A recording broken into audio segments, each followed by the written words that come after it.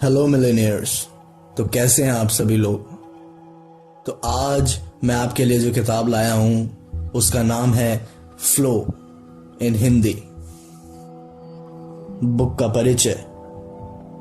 आज हम फ्लो किताब के बारे में बात करने जा रहे हैं जिसे मिहाली ने लिखा है। अपनी किताब फ्लो में मिहाली ऑप्टिमल एक्सपीरियंस की साइकोलॉजी को एक्सप्लोर करते हैं। वो कहते हैं कि फ्लो हैप्पी और फुलफिलिंग लाइफ की चाबी है। जब हम फ्लो में होते हैं तो हम न केवल ज्यादा खुश होते हैं बल्कि हम ज्यादा प्रोडक्टिव, क्रिएटिव और फ्लेक्सिबल भी होते हैं। चैप्टर 1, खुशी पाने का असली रास्ता क्या है। फ्लो से इस बात का पता लगाया जाता है कि हम एक खुश कंप्लीट लाइफ जीने के लिए खुशी की भावना को महसूस कैसे करते हैं। फ्लो में इस बात का पता लगाया जाता है कि हम एक खुश कंप्लीट लाइफ जीने के लिए खुशी की भावना को महसूस कर कैसे रहे हैं।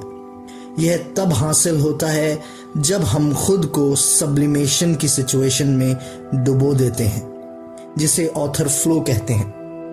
मन की एक सिचुएशन जिसमें इंसान चुनौतियों को अपनाता है, वहां हम टेम्पररी रूप से खुद की भावना और समय पर कंट्रोल खो देते हैं। टारगेटिंग और क्विक रिस्पॉन्स एक सिस्टम का इस्तेमाल करके हम हर काम के साथ अलाइनमेंट बनाने में, सेल्फ वर्थ को बढ़ाने में और लाइफ में मीनिंग ढूंढने के लिए फ्लो की सिचुएशन हासिल कर सकते हैं। चैप्टर 2, ह्यूमन कॉन्शियसनेस की फिजिकल रचना। पास्ट को देखते हुए कल्चर्स के पुराने समय फीलिंग्स और थॉट्स को अपनाना आइडियल रूल माना जाता था। यह अब आज के दिन और समय में रिलेवेंट नहीं है, जहां हमें सलाह दी जाती है कि हम अपने थॉट्स को एक्सेप्ट करें और उन फीलिंग्स को एक्सप्रेस करें जो हम चाहते हैं। जो लोग अपने थॉट्स और फीलिंग्स को कंट्रोल करते हैं उन्हें अक्सर हार्श या इमोशनलेस कहा जाता है। हालांकि ऑथर के अकॉर्डिंग जो लोग कॉन्शियसनेस पर कंट्रोल पाने के लिए अपने डिस्कम्फर्ट का बेनिफिट उठाना चाहते हैं, वे ऐसे लोग हैं जो खुशी से रहते हैं। एक बार जब हम अंदरूनी मशीनरी को यह समझा लेते हैं तो हमें उन्हें कंट्रोल करने में कोई दिक्कत नहीं होती है और तय कर सकते हैं कि लाइफ किस तरीके से होगी। डेवलपमेंट के कुछ पॉइंट्स पर हम इंसानों ने कॉन्शियसनेस डेवलप की है, जिसकी वजह से हम स्टिमुलस और रिस्पॉन्स के बीच में एक फर्क बना सकते हैं। इसके जरिए हम अपनी सेंस का इस्तेमाल करते हैं दोस्तों, झूठ बोलते हैं, पोएट्री लिखने या साइंटिफिक हाइपोथेसिस के लिए कर सकते हैं। और सबसे जरूरी बात, बाहरी उतार चढ़ाव के बावजूद आप सिर्फ अपनी अजम्पशन को बदलकर खुद को खुश या दुखी कर सकते हैं। यह सब हम खुद कर सकते हैं। एक इंसान एवरेज लाइफ टाइम में लगभग 185 मिलियन यूनिट्स की इंफॉर्मेशन इकट्ठा करता है, जैसे आवाज, विजुअल स्टिमुलस या फीलिंग्स और थॉट्स की बारीकियां। इस तरह जिस इंफॉर्मेशन को हम अपनी समझ का ज्यादा हिस्सा बनाते हैं, वह हमारी लाइफ की क्वालिटी को सेट करता है। अब सवाल आता है कि इस इंफॉर्मेशन को मन में कैसे लाया जा सकता है। उन्हें मेंटल एनर्जी के जरिए से मन में भेजा जाता है, या ज्यादा आसान रूप से कहें तो उस इंफॉर्मेशन पर अटेंशन अट्रैक्ट की जाती है। तो मन में अपने फायदे की चीजों को लाने के लिए आपको ध्यान रखने की जरूरत है। इसके लिए बाहरी डिस्ट्रैक्शंस को भूल जाइए और तब तक फोकस करिए जब तक कि आप अपने गोल्स तक नहीं पहुंच जाते।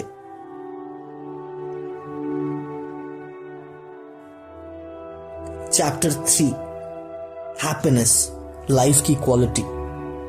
जब हम किसी को अमीर या फेमस या अच्छी जगह पर देखते हैं, तैयार देखते हैं, तो हम खुद मानते हैं कि वे एक कंप्लीट लाइफ जी रहा है। हालांकि बाद में हमें एहसास होता है कि ये खुशी नहीं है, वास्तव में वे ही सफर कर रहे हैं। लेकिन या आपको पता है ऐसा क्यों होता है? क्योंकि एक इंसान जो लाइफ की क्वालिटी में इंप्रूव करना चाहता है, वह न सिर्फ एनवायरनमेंट की क्वालिटी में इंप्रूव करता है, बल्कि ज्यादा जरूरी बात वो अपनी एक्सपीरियंस की क्वालिटी में इंप्रूव करता है। हमें खुशी की तलाश करने की जरूरत है, मजे को नहीं। ऑथर ने खुशी और मजे के बीच में एक फर्क बताया है। खुशी आसान रिस्टोरेटिव जरूरतों को सैटिस्फाई करती है, जैसे खाना या सोना। इसके अलावा मजा सिर्फ जरूरतों और इच्छाओं को सैटिस्फाई करता है।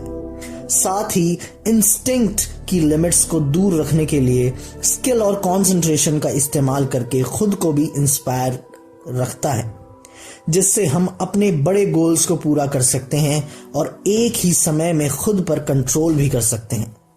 हालांकि ज्यादातर लोग अपने मुश्किल दिनों की भरपाई के लिए जल्द ही सैटिस्फैक्शन चाहते हैं।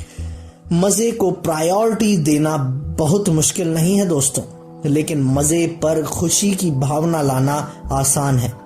मजे को रिवॉर्ड देना आसान है, लेकिन हासिल करना मुश्किल है, और इससे उन्हें इनोवेशन डेवलपमेंट के लिए महान मौका मिला। एग्जाम्पल के लिए, काम पर एक थका देने वाले दिन के बाद बहुत से लोग टीवी या फिल्में देखना चाहते हैं। इस सिचुएशन में वे इनएक्टिव होते हैं और आसानी से भटक सकते हैं। हफ्ते के आखिर में वे शराब, यहां तक कि ड्रग्स तक में डूब जाते हैं, जो कि गलत है। लेकिन इसका रिजल्ट अक्सर एक ही होता है, वे खुद को नुकसान पहुंचाते हैं और कंट्रोल खो देते हैं। मन अक्सर वह नहीं करता जो हम अपने गोल्स को हासिल करने के लिए करना चाहते हैं, लेकिन हम कम से कम रेजिस्टेंस का रास्ता भी चुन सकते हैं, क्योंकि यह भटकने के लिए सबसे आसान होता है। ज्यादातर एंजॉयबल एक्टिविटीज नेचुरल नहीं होती हैं। उन्हें एक शुरुआती कोशिश की जरूरत होती है, जिसे आप शुरू में करना पसंद नहीं कर सकते हैं। लेकिन एक बार जब आपकी स्किल रिस्पॉन्स देना शुरू कर देती है, तो वे उस गिफ्ट में बदल जाती है जो आपके लिए वास्तव में वैल्यूएबल है। इन चेंजेस को आप खुद भी महसूस कर सकते हैं।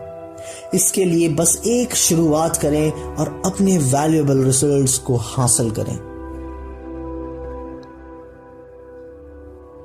फ्लो बनाने के लिए इस्तेमाल किए जाने वाले फैक्टर्स को 8 हिस्सों में बांटा गया है दोस्तों।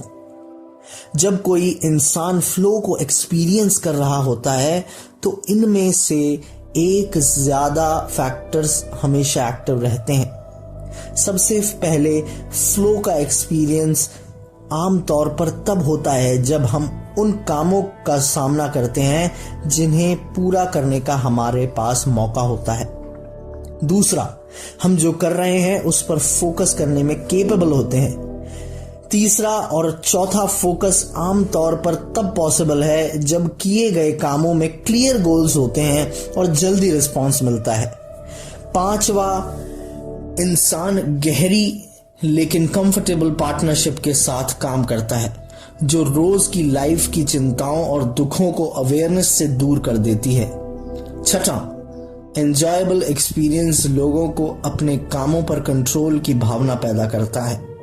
सातवां, अपने लिए चिंता गायब हो जाती है, फिर भी फ्लो एक्सपीरियंस खत्म होने के बाद अपनी फीलिंग मजबूत होकर उभरती है। और फाइनली, समय का मतलब बदल जाता है, घंटे मिनटों में बदल जाते हैं और मिनट सेकंड्स में। चैप्टर 4, फ्लो का पता लगना। जब हम उन कामों को देखते हैं जो अक्सर फ्लो पैदा करते हैं, जैसे स्पोर्ट्स, आर्ट, हॉबी, तो हम धीरे धीरे समझते हैं कि लोगों को क्या खुश करता है। एक सुबह इटली के नेपल्स में एक अमेरिकन टूरिस्ट एक पुरानी चीज की दुकान पर गया और एक मूर्ति खरीदने के लिए सोचा।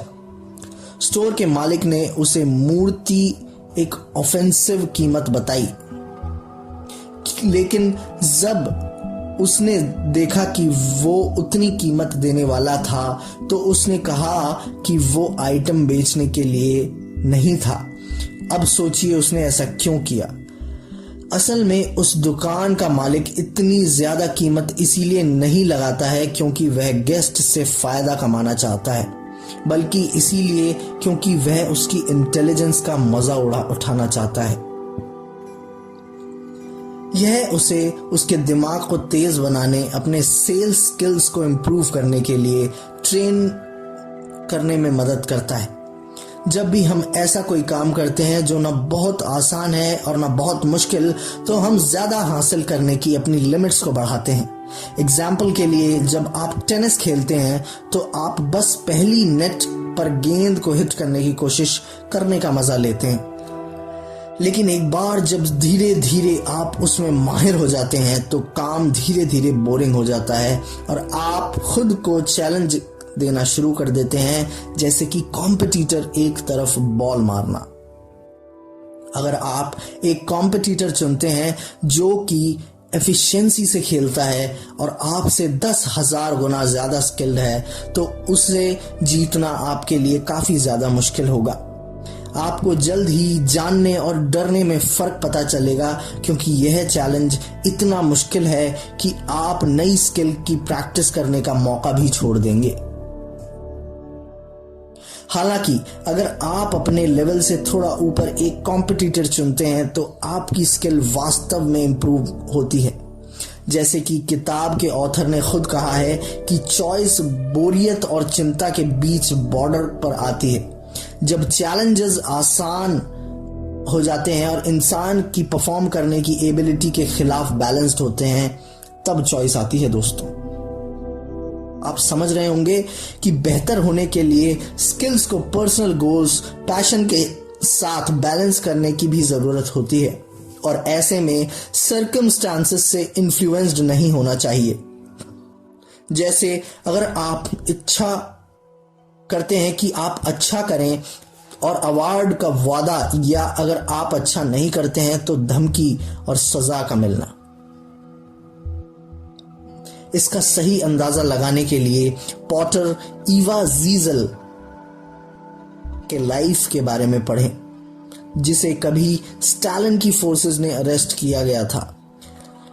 अपनी प्योरिटी बनाए रखने के लिए उसने लगातार अपने दिमाग में शतरंज खेला, अपनी पोएट्री को याद किया और एक्सरसाइज की। वह इसे बनाए रखती ताकि वह सब खराब सिचुएशन में भी अपनी स्किल्स, इमेजिनेशन और टैलेंट को सुधार सके। कंटेम्पररी लाइफ के डर और चिंता को दूर करने के लिए एक इंसान को सोशल एनवायरनमेंट से आजाद होना चाहिए। उसे महारत को हासिल करने के लिए अपने खुद के अवार्ड बनाना सीखना चाहिए।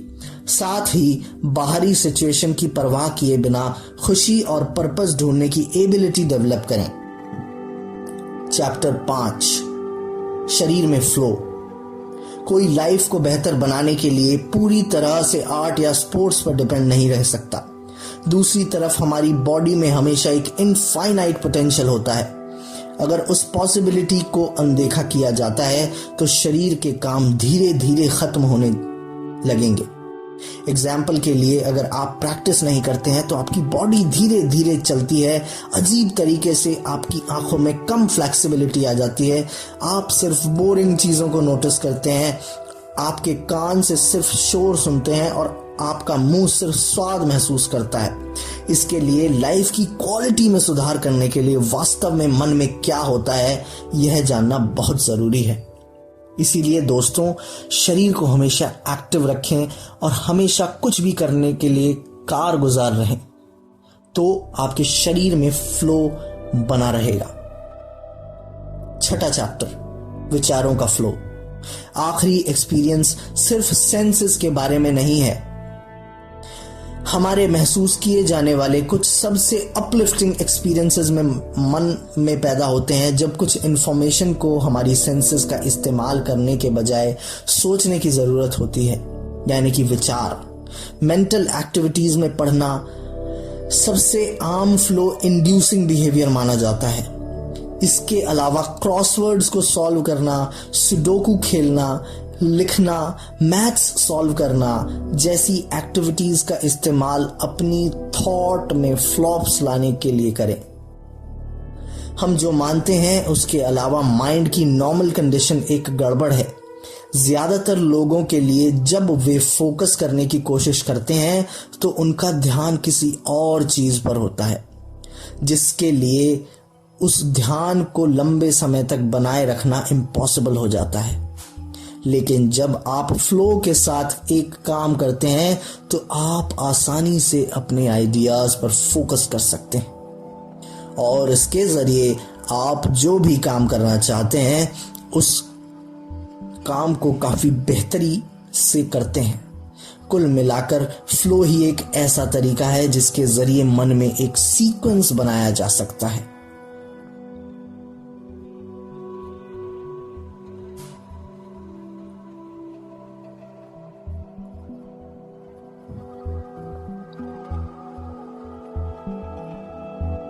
आइए दोस्तों, बुक की समरी को देख लेते हैं।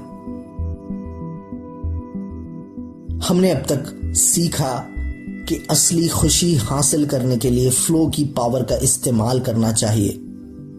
ध्यान रखें कि आप किन चीजों को अपनी समझ का हिस्सा बना रहे हैं। असली खुशी हासिल करने के लिए उन चीजों को करने की शुरुआत करें जिसे आप शुरुआत में करना पसंद नहीं करते हैं।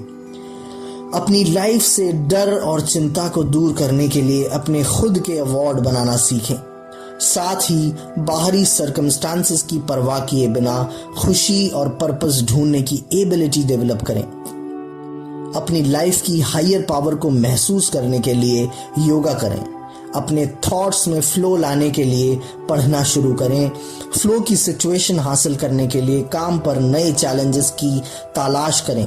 जितना पॉसिबल हो सकता है उतना सीखने का गोल रखें और सिर्फ समय बिताना या गलत गोल्स को बनाना छोड़ दें। रिलेशंस में सही तरीके से इन्वेस्ट करें। आखिर में आपको मिलने वाले रिजल्ट हैरान कर देने वाले होंगे। अपने काम पर फोकस बनाए रखने के लिए और लाइफ में आगे बढ़ें और चैलेंजेस को सामना करने से कभी भी ना डरें। एक गोल डिसाइड करने से अपनी लाइफ का मीनिंग ढूंढने के लिए शुरुआत करें। इस किताब में हमने अपनी लाइफ में फ्लो हासिल करने के बारे में जाना। जब आप अपनी लाइफ में फ्लो हासिल कर लेते हैं तो आप लाइफ में असली खुशी को भी हासिल कर लेते हैं दोस्तों। अब अगर आप भी अपनी लाइफ में असली खुशी हासिल करना चाहते हैं तो किताब में बताए गए सभी तरीकों को अपनी लाइफ में इस्तेमाल करें। मुझे उम्मीद है आपने इस किताब को अच्छे से समझ लिया होगा और अपनी लाइफ में असली खुशी हासिल करने के लिए आप किताब में बताई गई ज़रूरी बातों का ध्यान रखेंगे। इसी होप के साथ मैं दोस्तों आपसे विदा लेता हूं और मिलूंगा आपको जल्द ही एक